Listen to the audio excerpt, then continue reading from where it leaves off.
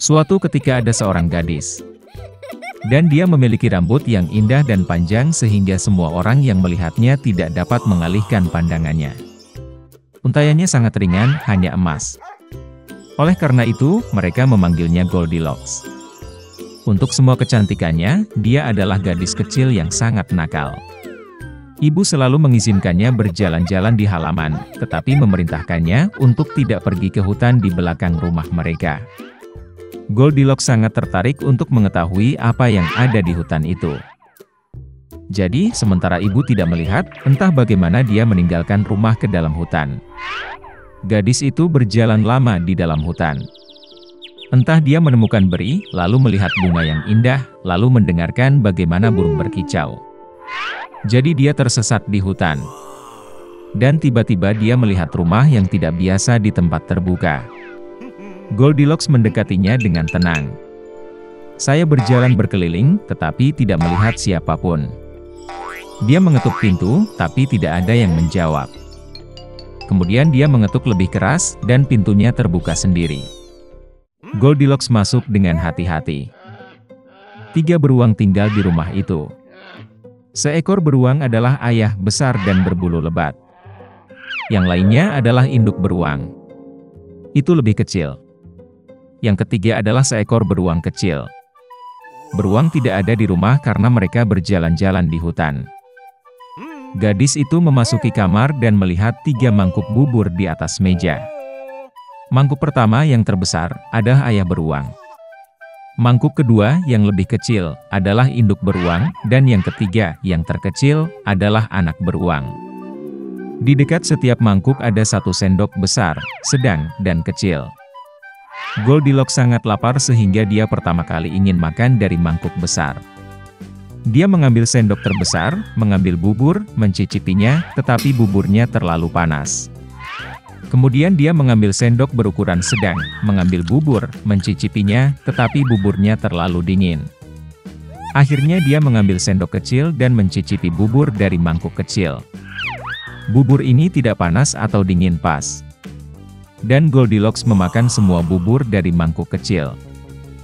Setelah makan, gadis itu ingin duduk, dan melihat 3 kursi di dekat kompor, 1 besar, yang lain lebih kecil, dan yang ketiga, sangat kecil, dengan bantal merah kecil.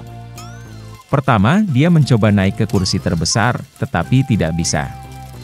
Kemudian gadis itu mencoba duduk di kursi tengah, tetapi sangat keras dan tidak nyaman. Akhirnya dia duduk di kursi terkecil, dan kursi itu tepat untuknya. Goldilocks sangat menyukai kursi itu sehingga dia mulai mengayunkannya. Kursi itu retak, patah, dan dia jatuh ke lantai. Gadis itu bangkit dan pergi ke ruangan lain. Ada 3 tempat tidur besar, sedang, dan kecil. Pertama, Goldilocks naik ke ranjang pertama, tetapi ranjang itu terlalu tinggi dan keras. Saya berbaring di bagian tengah, terlalu luas dan lembut. Gadis itu berbaring di ranjang ketiga yang terkecil. Dia tepat untuknya. Goldilocks merasa sangat nyaman dan nyaman sehingga dia segera tertidur. Gadis itu tertidur lelap ketika keluarga beruang kembali ke rumah. Beruang menjadi sangat lapar dan segera pergi ke meja. Melihat mangkuknya, Papa Bear sangat marah. Seseorang sedang memakan buburku. Dia menggeram. Ibu beruang juga melihat ke dalam mangkuknya dan menggeram pelan. Seseorang juga makan dari mangkukku. Dan anak beruang melihat mangkuk kosongnya, berteriak keras, seseorang tidak hanya makan dari mangkukku, dia memakan semua buburku. Beruang itu mencium ada sesuatu yang tidak beres, meninggalkan meja, dan mulai melihat sekeliling. Ayah beruang memperhatikan bahwa seseorang memindahkan kursinya dan menggeram dengan suara yang mengerikan, seseorang sedang duduk di kursiku. Ibu beruang melihat kursinya dan mengeluh, seseorang sedang duduk di kursiku dan memindahkannya dari tempatnya.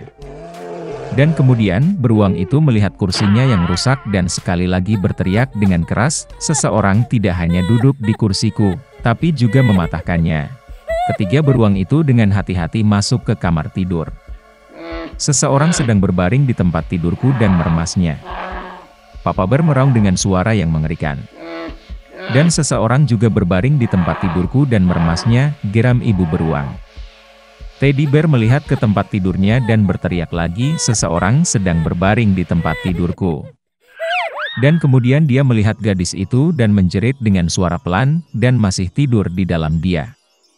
Ayah dan ibu beruang pergi ke tempat tidur dan melihat bahwa seorang gadis kecil sedang tidur di sana. Goldilocks terbangun dari jeritan anak beruang, dan sangat ketakutan. Ada 3 beruang di depannya. Dia langsung melompat keluar rumah, dan berlari kemanapun matanya memandang, tanpa melihat ke belakang. Gadis itu berlari sangat lama, dia sangat lelah, dan kemudian dia melihat ibunya, yang mencari putrinya yang hilang di hutan. Sejak itu, Goldilocks selalu mendengarkan ibunya, dan tidak melakukan apapun tanpa izinnya. Dia menjadi gadis yang sangat penurut, baik dan baik. Di kerajaan yang penuh kebahagiaan dan kegembiraan, raja dan ratu hidup. Mereka hanya memimpikannya satu hal, memiliki anak. Ketika mereka sudah kehilangan semua harapan, putri mereka lahir. Dia sangat manis dan cantik. Pada kesempatan ini, sebuah perayaan besar diatur, dan banyak tamu diundang ke istana, di antaranya adalah para penyihir yang baik. Mereka mendapat sambutan yang paling hangat dan ramah. Tetapi raja dan ratu membuat kesalahan besar, mereka lupa mengundang penyihir lain.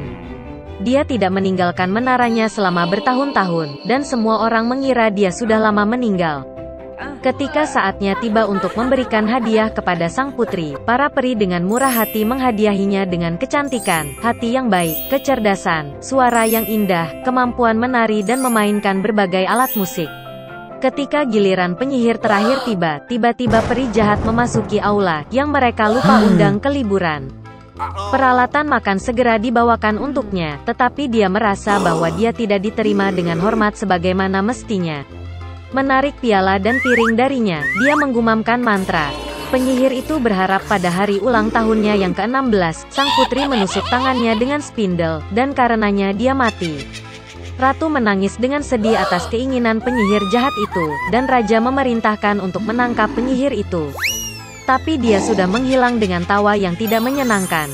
Untungnya, peri terakhir belum sempat mengucapkan keinginannya kepada sang putri. Dia tidak bisa membatalkan mantranya, tetapi berjanji bahwa gadis itu tidak akan mati, tetapi hanya akan tertidur lelap sampai dia dibangunkan oleh ciuman cinta. Raja segera memerintahkan penghancuran semua gelendong di kerajaan.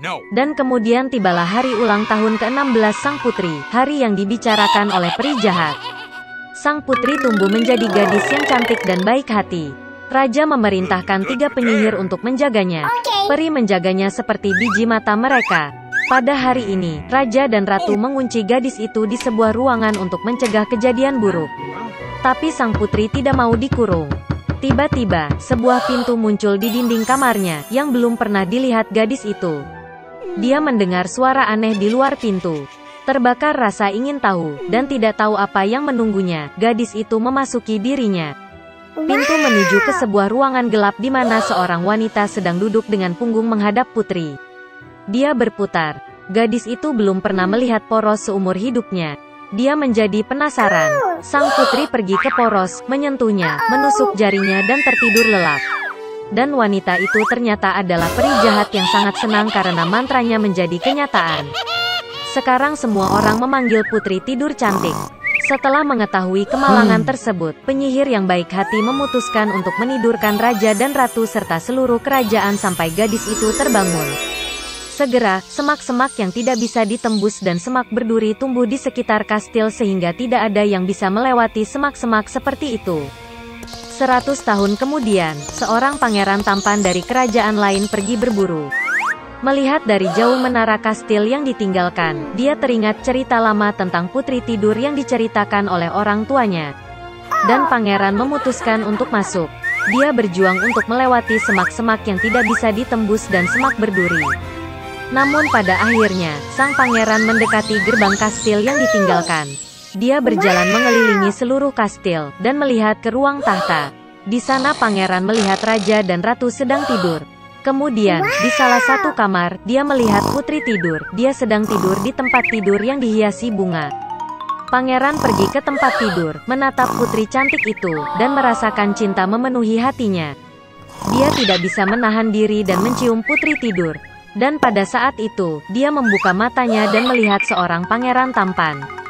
Raja dan ratu juga terbangun, seperti halnya seluruh kerajaan. Mereka sangat gembira, dan untuk menghormati kedua mempelai, pernikahan terindah yang pernah ada di dunia segera diatur. Sejak itu mereka hidup bahagia selamanya.